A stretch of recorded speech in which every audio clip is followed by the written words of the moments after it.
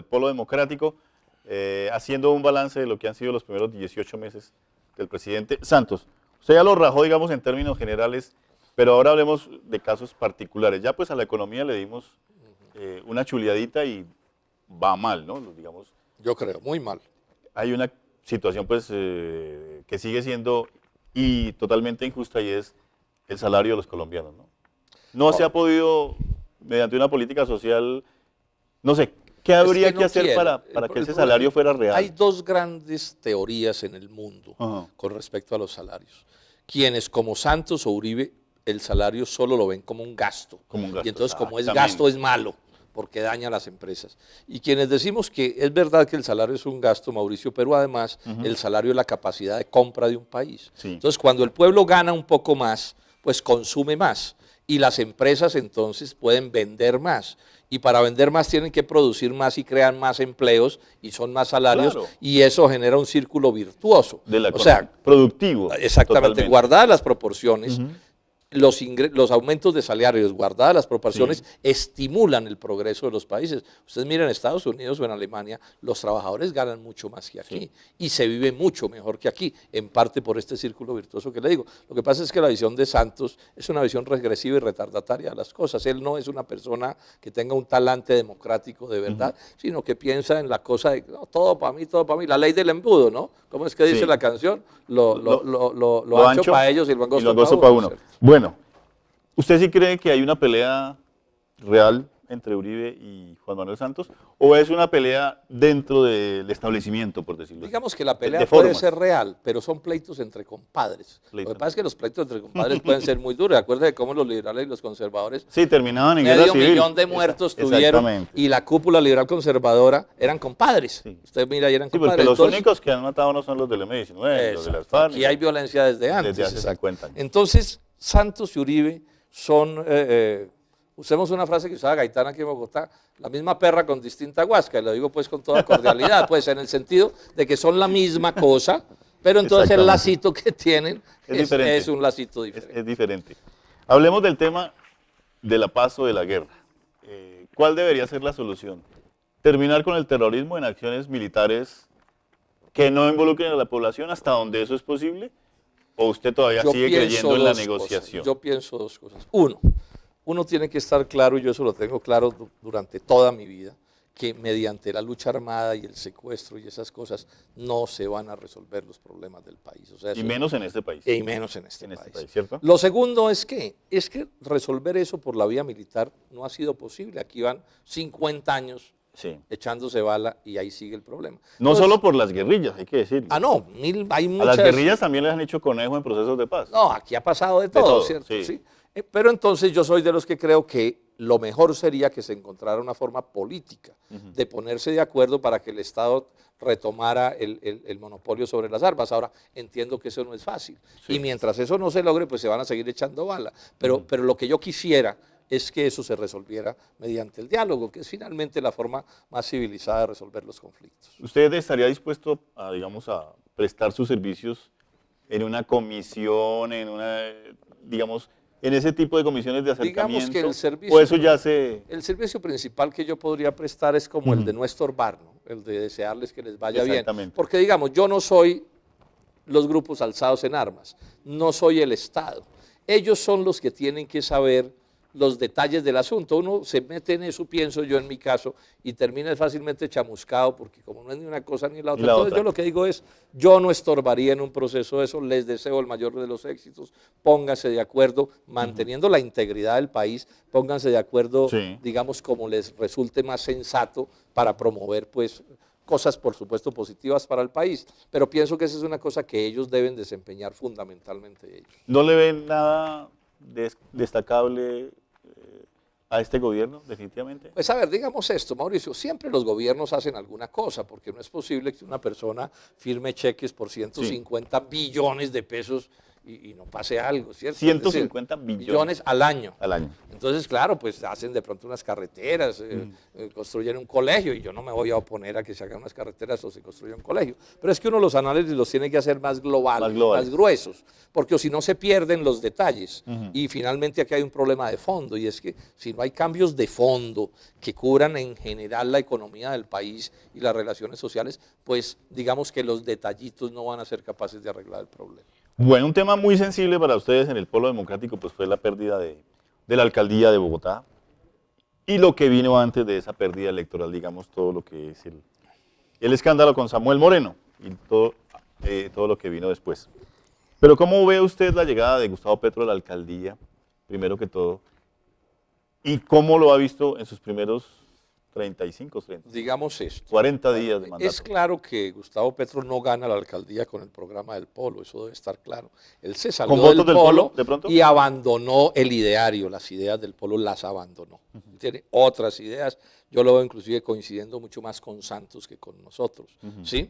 Es verdad también que mucha gente que ha sido o es incluso del Polo votó por Petro, porque digamos que ahí se combinaban una serie de hechos de tipo práctico y la gente a veces actúa por razones de tipo práctico. Ahora, yo pienso, Mauricio, que es muy temprano para uno hacer un balance de una gestión. Es que 30 días ¿Lo están no es como nada. crucificando muy temprano? Ahora, en el Polo hemos dicho esto, Mauricio, que vamos a juzgarlo por cada uno de sus actos. Sí. ¿Sí? Vamos a ir viendo, entonces cada caso lo analizamos. Si son cosas contrarias a los aportes que el Polo le hizo a Bogotá, porque el Polo en lo social dejó aportes grandes en Bogotá, en alimentación, de seguridad alimentaria, en educación, en salud, pues por supuesto no vamos a estar de acuerdo. Vamos a esperar cómo evoluciona. Ahora hay varias cosas que ya a estas alturas me han preocupado, ¿no? Sí, señor. Por ejemplo, está hablando de subir el impuesto predial. Eso hay que mirarlo con cuidado. Con lupa. Con lupa, porque eso podría ser una política retardataria. La idea de una cosa que él llama las alianzas público-privadas, que es asociar a la empresa privada con el Estado para hacer cosas, a mí en general eso tampoco no le gusta, porque finalmente es volver todo un negocio. Y está hablando de salud, de educación, de infraestructura. Entonces, que meterle negocio a la educación en Bogotá, no, yo creo que esas no son buenas maneras. Pero digamos que vamos a ir viendo y vamos a ir mirando a ver cómo evolucionan las cosas y vamos a ir opinando sobre cada caso. Y repito, es temprano. Ahora, cosas como por ejemplo lo de las armas o lo de los toros, bueno, eso puede generar simpatía, pero esos no son asuntos medulares realmente de fondo, ni le competen realmente al alcalde. Hay que esperar a ver qué va a terminar pasando. ¿Hay una ruptura, fractura irreconciliable entre ustedes y el progresismo, este partido, este movimiento que hay ahí? Digamos que él se fue y cerró la puerta dura. Tenemos planteamientos distintos. Muy distintos. Sí. Ahora, en mucha de la gente que votó por Petro, pues o casi toda, diría yo, cierto, de gente de talante democrático, con la que muchos son del Polo, incluso, etcétera, y ahí no tenemos contradicción.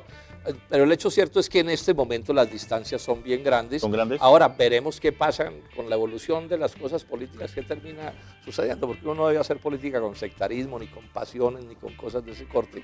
Pero digamos que en este momento está claro que él tiene una concepción de las cosas que no corresponde con la nuestra. Pero eso se debió, digamos, a que él tiene un ego muy grande, como se dice, él tiene, digamos, arranques dictatoriales y no se siente como en ningún movimiento, o se debió a que el Polo de pronto se radicalizó en ese momento. No, mire, la historia verdadera es esta.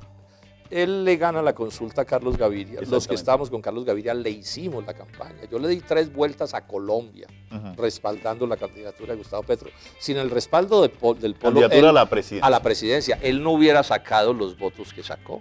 Esa campaña estuvo en un momento muy mal y el Polo, digamos, le dio la mano y la sacó adelante. Pasadas las elecciones, él nos dice: yo quiero ser presidente del Polo para hacer acuerdos con Santos. Y ya los había hecho, acuérdense la foto famosa de él abrazado con Santos. Sí. Entonces el Polo mira las cosas y concluimos, la mayoría del Polo dijimos, hombre, acuerdos con Santos no, porque tenemos diferencias inmensas. Y presidente usted no, porque preferimos poner de presidenta a Clara López, una cosa cordial. Él pues se ofuscó se ofendió y dijo, entonces yo me voy de aquí, le voy a hacer todo el daño que le puede hacer al polo, pues, y se dedicó a eso.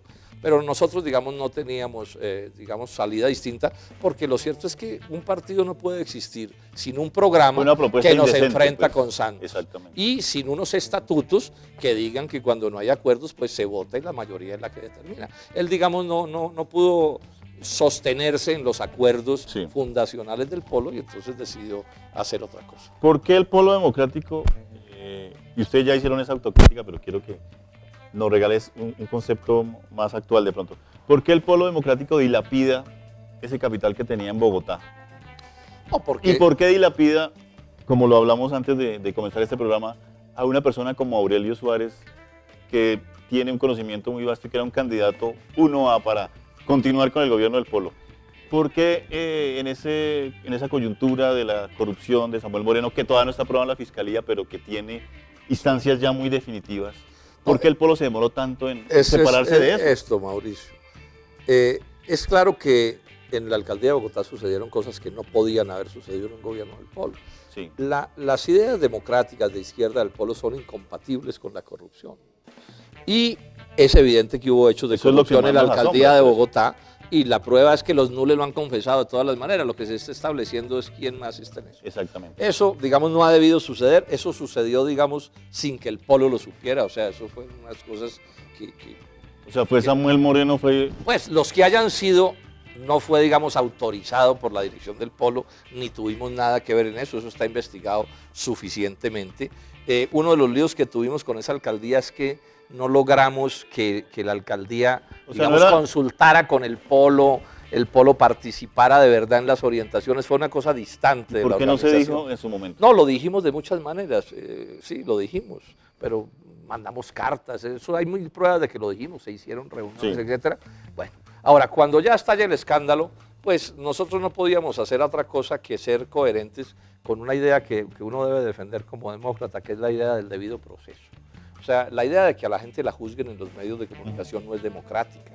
La gente se supone que es inocente mientras se prueba lo contrario. Sí. Para nosotros había sido más cómodo actuar de una manera diferente, pero yo personalmente soy una persona que tengo principios. Yo prefiero caer en posiciones impopulares, que no se entiendan, a hacer, digamos, a caer, por ejemplo, en actos de linchamiento. Entonces, digamos, que nos cogieron... Usted hace debates políticos muy duros también. No, sí, pero una cosa son los debates políticos y otros son los judiciales. Bueno. Los asuntos judiciales se resuelven donde los jueces, porque yo no soy juez de la República, ni ninguno que no lo sea, puede serlo. Ahora, es evidente que la parte determinante en todo lo que sucede es que nuestros adversarios políticos, que son nada menos que el uribismo, el santismo, que son dueños de todos los poderes que hay en Colombia, pues aprovecharon esos hechos que, repito, no han debido pasar y nos dieron hasta con la caja de los cubiertos.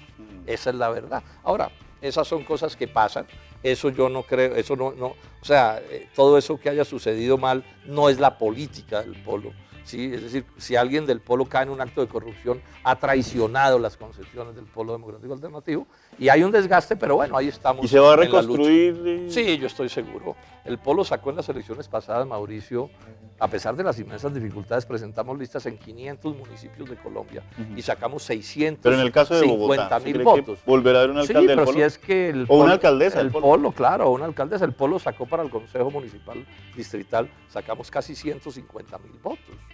Habían sacado... Sí, bueno, pero de todos modos, sí, bueno, pero los partidos, como los seres humanos, tienen tiempos mejores. O sea, la vida es cambiante. Pretender que una cosa sea absolutamente estática, eso no va a suceder. Ahora, dentro de eso, el papel de Aurelio Suárez fue sobresaliente, ¿no? Yo creo que Aurelio Suárez fue un buen ejemplo de las reservas que tiene el polo, de la calidad de sus dirigentes, de su compromiso, de su sabiduría, etcétera.